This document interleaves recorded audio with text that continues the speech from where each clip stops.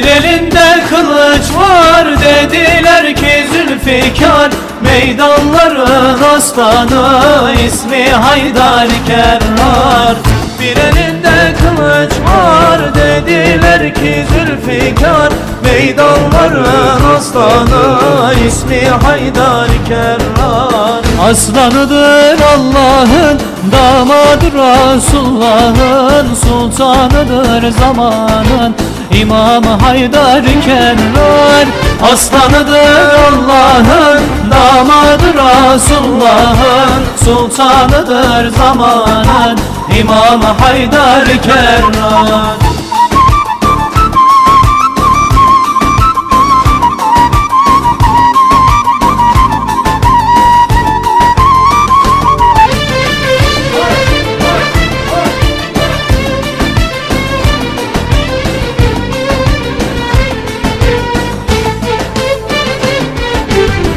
Uhud günü meydanda, Resulullah'ın yanında, hem sağında solunda İmam Haydar Kerrar. Uhud günü meydanda, Resulullah'ın yanında, hem sağında solunda İmam Haydar Kerrar. Aslanıdır Allah'ın, damadı Resulullah'ın, sultanıdır zamanın, İmam Haydar Kerrar.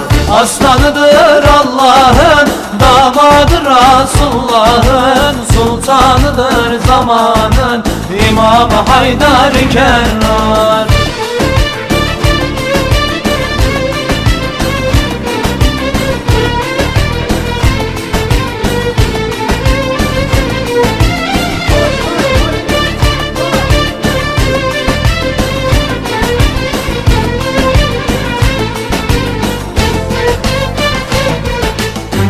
Resulullah'ın soyundan, huyunun huyundan, ayrılmaz hak yolundan İmam Haydar Kerrar.